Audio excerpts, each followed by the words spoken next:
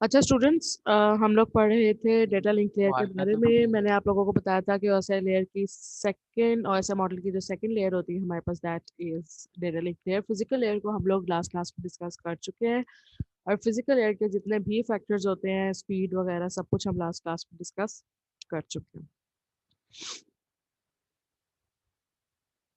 अच्छा स्टूडेंट्स, मैं आप लोगों को बता रही थी कि डेटा लिंक लेयर में हमारे पास दो चीज़ें होती हैं, एक मैक सब लेयर और एक एलएलसी सब लेयर, ठीक है। और ये दोनों चीज़ें आप लोगों के लिए न्यू है, ये हम लोगों ने ना पहले कंप्यूटर नेटवर्क्स में पढ़ी और ना सिस्टम एंड नेटवर्क एडमिनिस्ट्रेशन में, ठीक है। तो इसको सबसे पहले डिफाइन कर लेते हैं और समझ लेते हैं कि ये दोनों चीज़ें जो डेटा लिंक लेयर से कनेक्टेड हैं, ये क्या कर रही है और इनकी क्या फंक्शनैलिटी है। लॉजिकल लिंक लेयर जो हमारे पास है, it is basically software processes जो कि हमारी नेक्स्ट लेयर नेटवर्क लेयर को इंफॉर्मेशन प्रोवाइड करती है। मैं स्टूडेंट्स आप लोगों को बता रही थी कि हमारी ओएसआई मॉडल में जितनी भी लेयर्स होती हैं वो सारी आपस में इंटरकनेक्टेड होती हैं, ठीक है।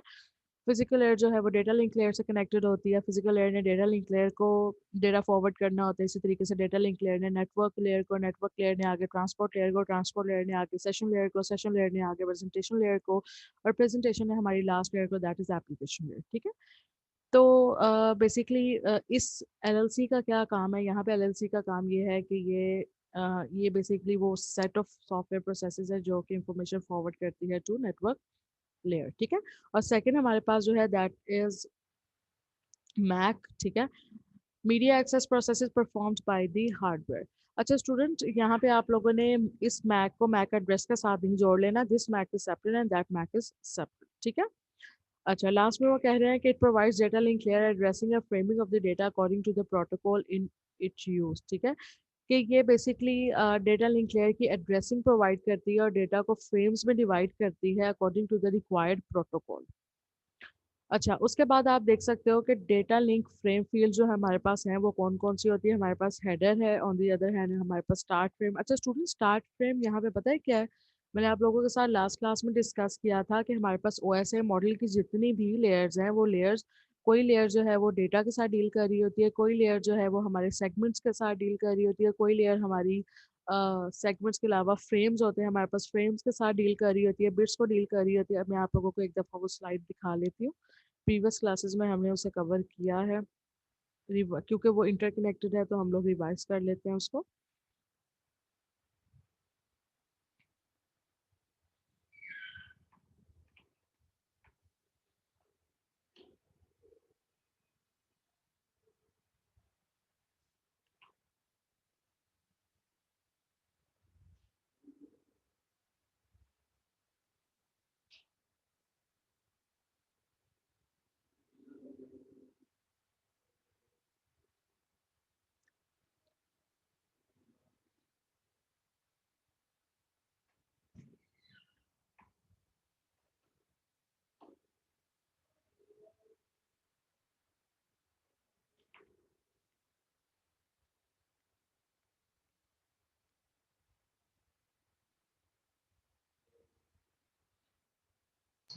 आई आवाज थिंक नहीं आ रही ना।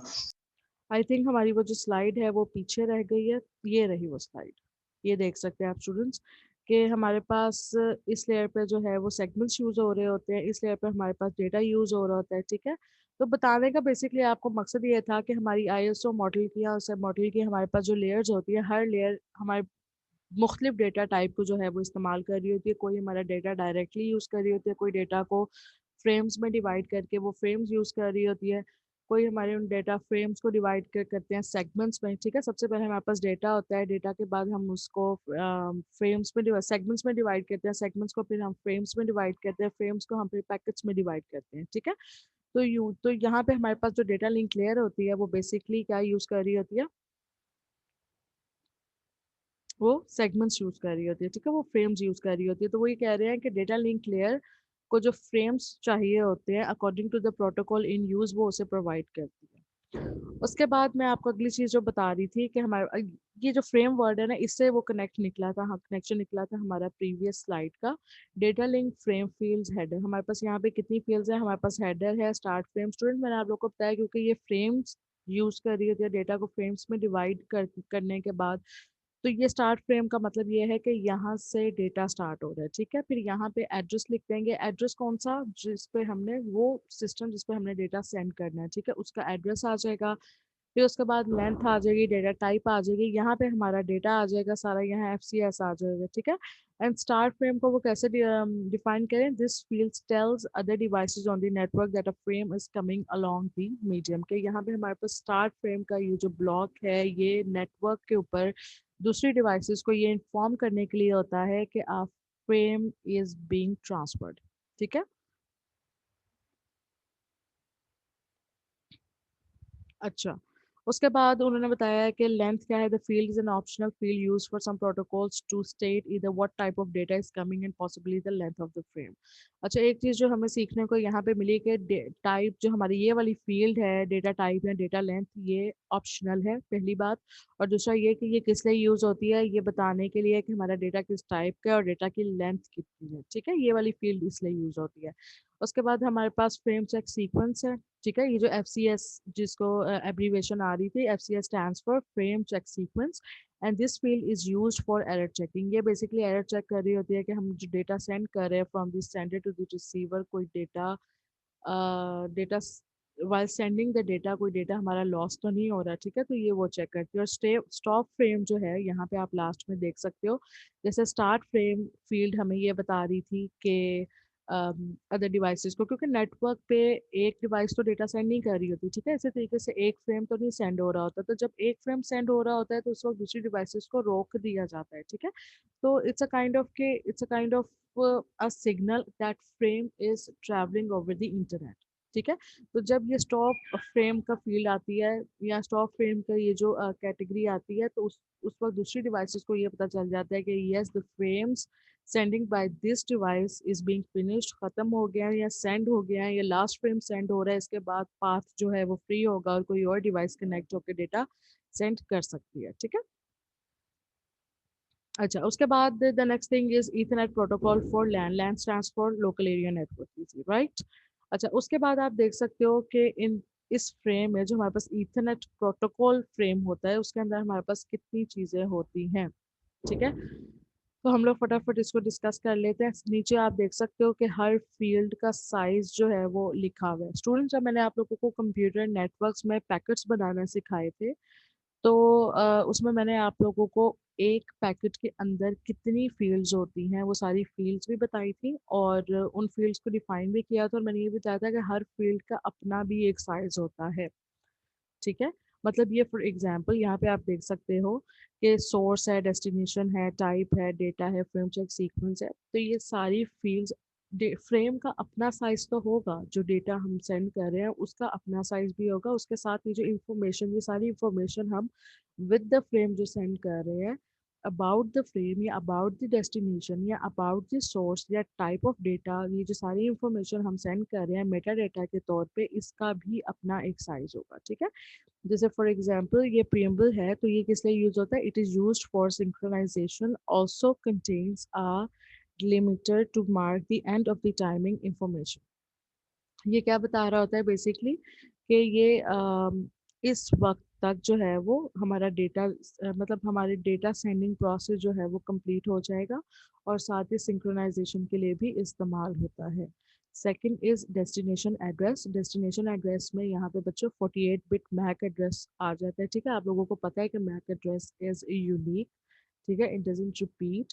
तो इसमें डेस्टिनेशन एड्रेस में जैसे नाम से हमें पता चल रहा है डेस्टिनेशन, जैसे फॉर एग्जांपल अगर मैं सेंडर हूँ और आप रिसीवर हो, तो I am the source here, ठीक है, and you are the destination. तो इसमें मैं, अगर मैं आप लोगों के साथ कोई फ्रेम या डेटा सेंड कर रही हूँ, data has been divided into मुख्तलिफ फ्रेम्स, तो एक फ्रेम के अंदर सुन के एक फ्रेम है, ठीक है, इसी तरीके से सारे फ्रेम्स बनेंगे। हमारा डेटा जो है वो छोटे छोटे फ्रेम्स में डिवाइड हो जाएगा, और ये एक फ्रेम का सिंटैक्स है, ठीक है। एक फ्रेम इन फील्ड्स को मिलके बनता है, जिसमें सबसे पहली फील्ड हमारे पास प्रीएम्बल है, जो कि किस लिए यूज होती है, synchronisation. Synchronisation of what, synchronisation of the frames.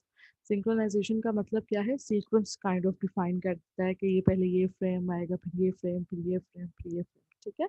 दूसरा हमारे पास डेस्टिनेशन है। डेस्टिनेशन में हम अपना जो हमारा कह सकते हैं जो हमारी डेस्टिनेशन सिस्टम है या जो हमारी डेस्टिनेशन है उसका मैक एड्रेस हम लिख देते हैं, ठीक है।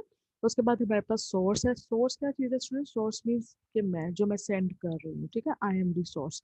तो यहाँ पे आप देख सकते हो, यहाँ पे मैं अपना 48 बिट मैक एड्रेस, जो मेरे सिस्टम का 48 बिट मैक एड्रेस होगा, वो मैं लिख दूंगी। And you students know that how to find a MAC address, because मैंने आप लोगों को कंप्यूटर नेटवर्क की क्लास में मैक एड्रेस फाइंड करने का प्रैक्टिकल करवाया हुआ है, ठीक है। तो यहाँ पे हम लोग जो सोर्स एड्रेस है उसमें मैं अपना एड्रेस लिख दूंगी, जो डेस्टिनेशन एड्रेस है उसमें मैं अपने डेस्टिनेशन का एड्रेस लिख दूंगी, ठीक है।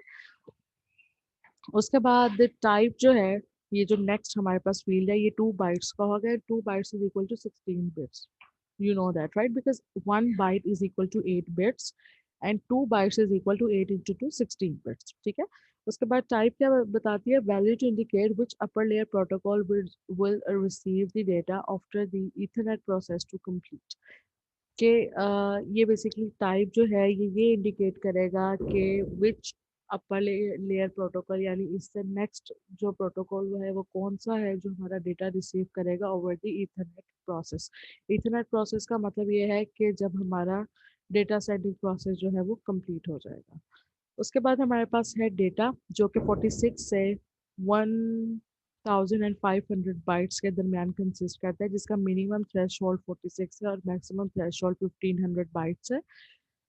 तो बेसिकली जो हमारे पास डेटा है, या डेटा को पे लोड भी कहा जाता है, ठीक है। This is the PDU, typically an IPv4 packet that is to be transported over the media. अच्छा स्टूडेंट्स, अब आप लोग यहाँ पे देख सकते हो कि ये डेटा बेसिकली हमारा वो डेटा पैकेट है जो कि हम अपना डेटा सेंड करना चाह रहे हैं from source to the destination over the transport layer, ठीक है। तो ट्रांसपोर्ट लेयर को यहाँ पे मैं मिडिल में आप लोगों को कंफ्यूज नहीं करती इस चीज़ से। आप लोगों ने सिर्फ इतना समझना है कि ये जो डेटा है इसमें वो चीज़ लिखी होगी सारी जो कि हम एक्चुअली में सेंड करना चाह रहे हैं, ठीक है। और प्रियम्बल हो गया, डेस्टिनेशन हो गया, सोर्स हो गया, टाइप हो गया, फ्रेम चेक सीक्वेंस हो गया, ये सारी चीज़ें मेटा डेटा है, ठीक है। यहाँ से लेकर यहाँ तक भी मेटा डेटा है और ये वाली फील्ड भी मेटा डेटा है। जो हमारा डेटा वाली फील्ड है, ये हमारा एक्चुअल डेटा है जो हम सेंड करना चाह रहे हैं। आई रिपीट कि डेटा जो है वो हमारा एक्चुअल डेटा है जो मैं अपने डेस्टिनेशन को सेंड करना चाह रही हूँ। फ्रेम में बाकी ये जो सारी फील्ड्स हैं ये मेटा डेटा है। स्टूडेंट, मेटा डेटा क्या होता है? Meta data is the data about the data, ठीक है। मतलब ये कि अगर मैं ये डेटा सेंड करना चाह रही हूँ तो ये सारी इसकी इंफॉर्मेशन है कि इसका सेंडर कौन है, टाइप क्या है, डेस्टिनेशन क्या है, सीक्वेंस क्या है, फ्रेम, ठीक है, और सिंक्रोनाइजेशन वगैरह सारा कुछ।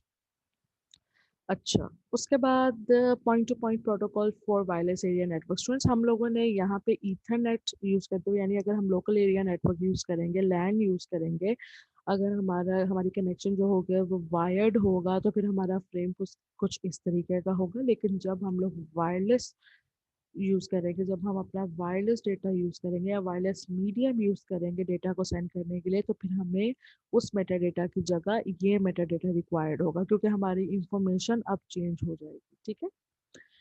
तो यहाँ पे डेटा वाली चीज़ जो है वो वही रहेगी, क्योंकि इसमें डेटा होगा बेसिक, ठीक है। डिफरेंस क्या आ रहा है स्टूडेंट्स के? यहाँ पे हम लोग लैन में हम लोग वायर्ड हमारा कनेक्शन था और वैन में हमारा वायरलेस कनेक्शन है, ठीक है। दैट इज द डिफरेंस, या वाइड एरिया नेटवर्क हम इसमें कह सकते हैं, ठीक है। तो यहाँ पे क्या होगा, आपके पास फ्लैग है, एड्रेस है, कंट्रोल है, प्रोटोकॉल है। तो इसको फटाफट देख लेते हैं कि बेसिकली इनका अपना क्या काम है। ये वो बेसिकली फील्ड है जो आप डेटा सेंड करना चाह रहे हो डेस्टिनेशन को। flag, a single byte that indicates the beginning or end of the frame। flag basically क्या indicate कर रहा होता है कि अब एक फ्रेम स्टार्ट होना है या अब एक फ्रेम जो है वो फिनिश होना है। जैसे हम लोगों ने असेंबली लैंग्वेज में ये चीज़ पढ़ी थी कि जब डेटा जब हमारा प्रोसेस एग्जीक्यूशन फेज में होगा तो हम फ्लैग को 1 कर देंगे, और जब हमारा प्रोसेस कंप्लीट हो जाएगा तो हम फ्लैग को दोबारा 0 कर देंगे। फ्लैग 0 करने का मतलब ये है कि अब हमारा प्रोसेसर फ्री है और अब कोई और जो नेक्स्ट सीक्वेंस हमारे पास प्रोसेस है that can come for the execution, ठीक है। तो फ्लैग ऑन और ऑफ करने का ये मतलब होता है। तो इसी तरीके से यहाँ पे फ्लैग रखने का मकसद ये है कि one the flag is one या फ्लैग इज ऑन, जब वो फ्लैग ऑन इंडिकेट करेगा तो दैट मीन्स कि इस वक्त फ्रेम सेंड हो रहा है, और जब वो फ्लैग ऑफ सेंड इंडिकेट करेगा या ऑफ शो करेगा, तो इसका मतलब ये है कि फ्रेम सेंड हो चुका है डेस्टिनेशन तक, ठीक है। तो यहाँ पे फ्लैग का ये काम है। उसके बाद हमारे पास एड्रेस है। एड्रेस का उन्होंने साइज बता दिया है 1 byte. A single byte that contains the standard PPP broadcast address. PPP does not assign individual station address.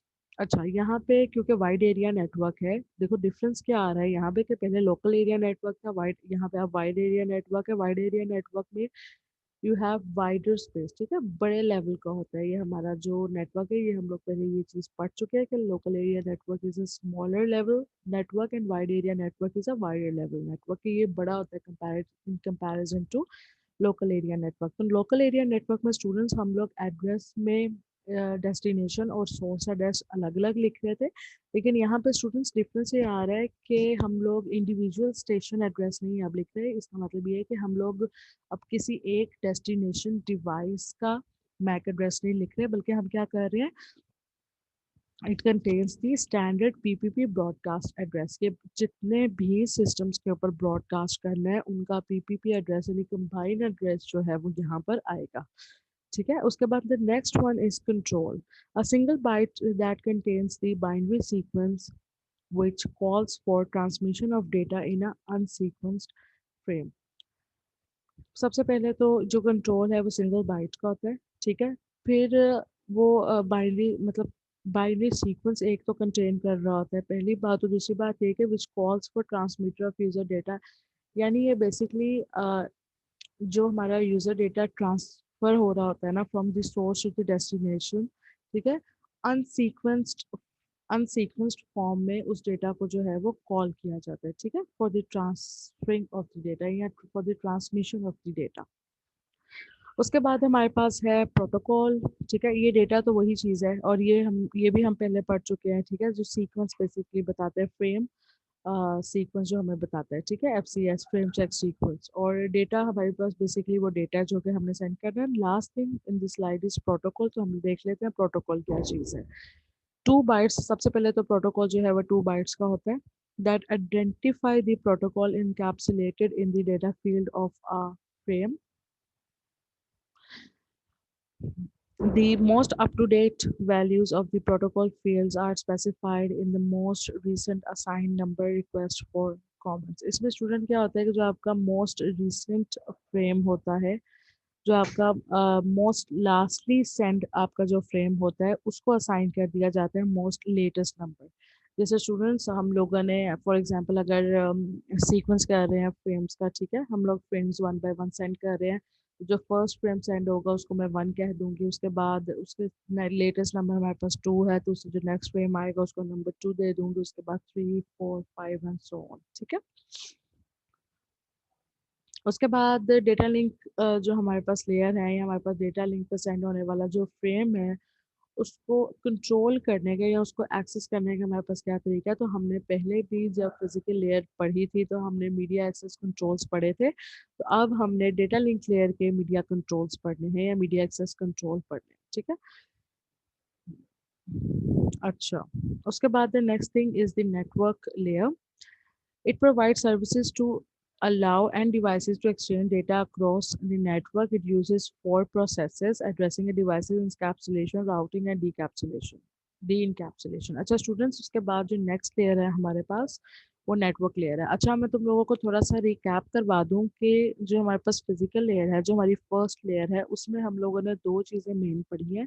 एक हमने बैंडविड्थ, उसकी डिफरेंट स्पीड्स, ठीक है। उसके बाद हम लोगों ने मीडियम कि हमारे पास केबल्स किस तरह की होती है, जैसे हमारे पास कॉपर केबल है, फिर हमारे पास शील्डेड कॉपर केबल है, फिर हमारे पास अनशील्डेड कॉपर केबल है, फिर हमारे पास फाइबर ऑप्टिक है, फिर वायरलेस में हमारे पास डिफरेंट स्टैंडर्ड्स हैं। तो वो चीज़ें याद रखने वाली है जो हमारे पास डेटा लिंक लेयर है स्टूडेंट्स। इसमें आप लोगों ने 2 चीज़ें याद रखनी है, 2 चीज़ें इंपॉर्टेंट है। द फर्स्ट वन इज़ के लोकल एरिया नेटवर्क पे जो आपका फ्रेम सेंड हो रहा होता है डेटा लिंक लेयर पे, उसमें आपके पास कौन कौन सी फील्ड्स होती हैं, ठीक है, और उन फील्ड्स का क्या काम होता है, जिसमें सोर्स एड्रेस हो गया, डेस्टिनेशन एड्रेस होगा। ये तो आप लोगों को याद था। नया हम लोगों ने क्या पढ़ा, एफसीएस।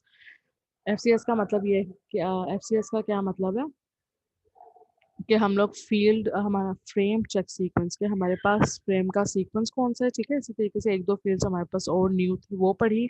फिर अगर हमारे पास वाइड एरिया नेटवर्क हो तो उस पर जब फ्रेम सेंड हो रहा होगा तो हमारे पास कौन सी फील्ड्स होंगी, ठीक है। इसके अलावा हमने डेटा लिंक लेयर में दो नई चीज़ें पढ़ी, that is LLC and MAC, ठीक है, जो स्टार्ट में हमने पढ़ी थी। अब हम लोग पढ़ने जा रहे हैं नेटवर्क लेयर को, और वो ये कह रहे हैं कि नेटवर्क लेयर जो बेसिकली अलाउ करती है डिवाइसेस को to exchange data over the internet, और ये चार चीज़ें यूज़ करती है। सबसे पहले addressing of the devices. Addressing का क्या मतलब है, मैक एड्रेस हो गया, फिजिकल एड्रेस हो गया, ठीक है, ये जो IP एड्रेस हो गया आपका, ये सारी एड्रेसिंग वो कह रहा है वो किस पे हो रही होती है, नेटवर्क लेयर पे, ठीक है। सेकंड इनकैप्सुलेशन हो रही होती है, third routing, and fourth one is D encapsulation, ठीक है। उसके बाद हमारे पास नेटवर्क लेयर पे कुछ प्रोटोकॉल्स होते हैं, जिसमें भी कुछ प्रोटोकॉल्स हम लोग प्रीवियसली पढ़ चुके हैं, पहले भी पढ़ चुके हैं, जिसमें IPv4 और IPv6 हम लोग पढ़ चुके हैं। IPv stands for internet protocol version 4 and IPv6 stands for internet protocol version 6। जो वर्जन 6 है that is an advance level of version 4, कि इसमें हमारे पास IPv4 में जो एड्रेसेस प्रोड्यूस हो रहे थे वो कम थे या लिमिटेड थे या ख़त्म हो गए थे, ठीक है। फिर IPv6 इंट्रोड्यूस करवाया गया ताकि क्योंकि इसमें हमारे पास जो लेंथ थी वो 48 बिट थी, और जो प्रीवियसली हमारे पास IPv4 था उसमें हमारे पास लेंथ जो है वो कंपैरेटिवली कम थी। उस इसमें मेरे ख्याल से 128 थी और IPv4 में 48 थी, ठीक है। तो उसमें जो हमारे पास एड्रेसेस कम प्रोड्यूस हो रहे थे, IPv6 अभी भी इस्तेमाल हो रहे हैं, उसके एड्रेसेस जो है वो अभी भी ख़त्म नहीं हुए। इन फ्यूचर ये हो सकता है कि क्योंकि हमने IP एड्रेस जो है वो यूनिक रखना होता है डिवाइस का, तो मे बी जब इन मतलब ये वाले सारे एड्रेसेस कंप्लीट हो जाए तो मे बी कोई न्यू वर्जन इंट्रोड्यूस करवा दिया जाए। अच्छा, उसके बाद स्टूडेंट्स हमारे पास लेगेसी नेटवर्क लेयर प्रोटोकॉल्स है, जिसमें हमारे पास ये कुछ प्रोटोकॉल्स है जिनको हमने पहले डिस्कस नहीं किया था और अब करेंगे इंशाल्लाह। अच्छा, उसके बाद ये कुछ कैरेक्टरिस्टिक्स हैं कि IP प्रोटोकॉल जो है वो कनेक्शन लेस होते हैं, बेस्ट एफर्ट डिलीवरी होती है, मीडिया इंडिपेंडेंट होते हैं। तो ये कैरेक्टरिस्टिक्स को हम लोग इन डिटेल नहीं पढ़ते। what is important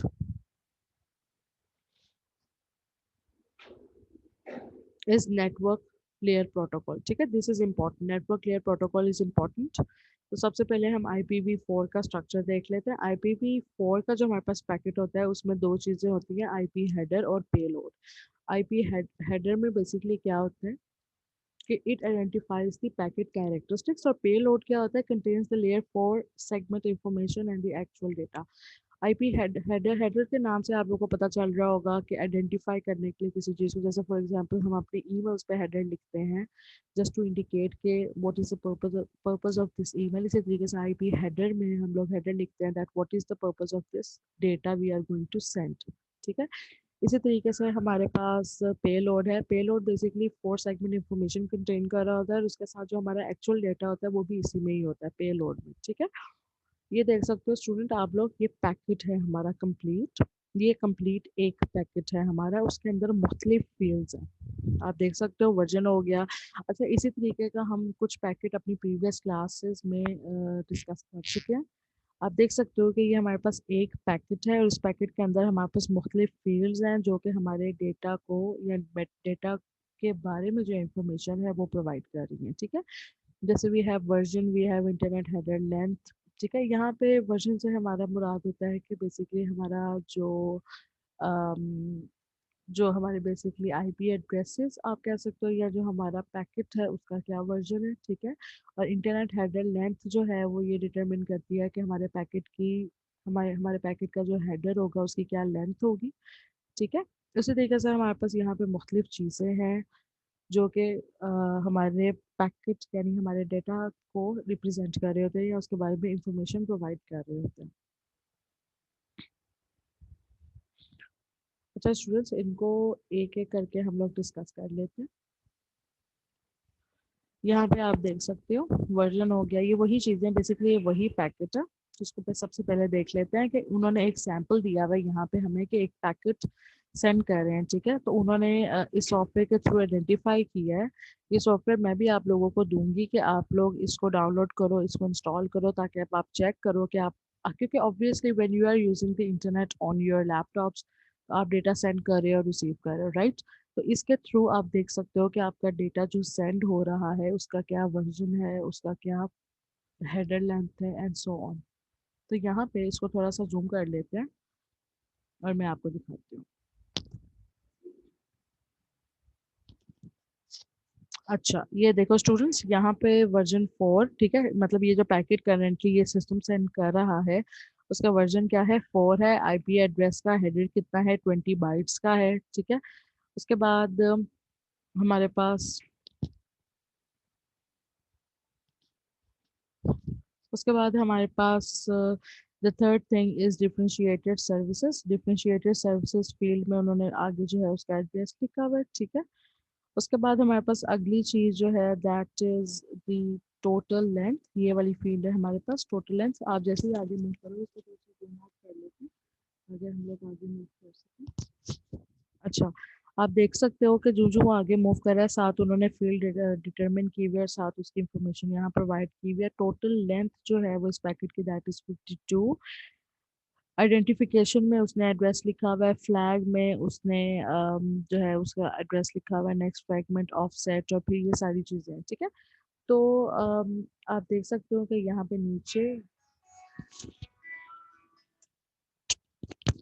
different information about the packet is being given. Students यहाँ पे क्योंकि हमारे पास टाइम थोड़ा है, हमारी नेक्स्ट क्लास का टाइम है, तो मैं यहाँ पे जो लेक्चर है आज का एंड कर रही हूँ।